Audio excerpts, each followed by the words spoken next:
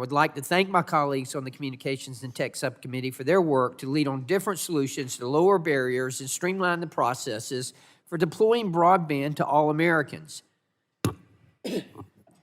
While the Infrastructure Investment and Jobs Act was a missed opportunity, this proposal is an important step in unleashing innovation and turbocharging public and private investment. This bill includes several provisions authored by my Republican subcommittee colleagues addressing everything from duplicate or unnecessary environmental reviews, capping application fees, and providing certainty on the timelines for reviewing permitting requests. First, this bill would streamline the process for requesting approvals to deploy new broadband infrastructure, including wireless towers, fiber broadband, and cable service provider requests.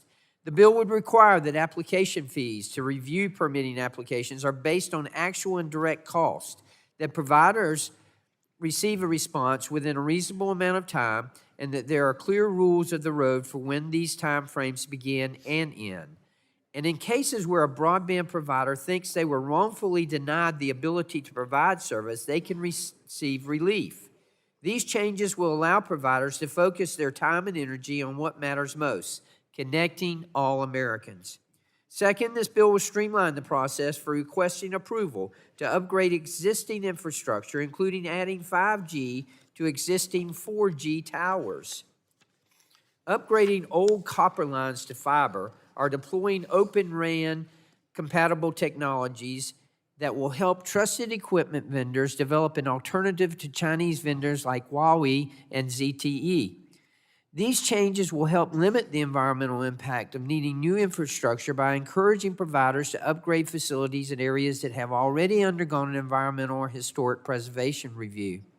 Lastly, this bill will ensure that environmental and historic preservation reviews for broadband deployments are proportional to the level of development taking place. In cases where broadband providers are simply upgrading infrastructure and rights-of-way, they have already been disturbed by other communications or electric utility infrastructure, an environmental review has already been undertaken and the land has already been disturbed. This bill would remove the requirement to conduct these reviews to deploy broadband infrastructure on these lands.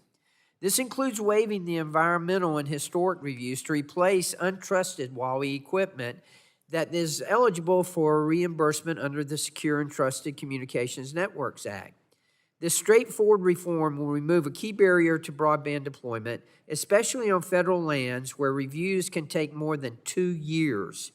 This bill combines legislation led by my Republican colleagues on this committee, and I would like to thank them for their thoughtful proposals to bring affordable broadband to their communities quickly and ensure that taxpayer dollars are not wasted on more red tape.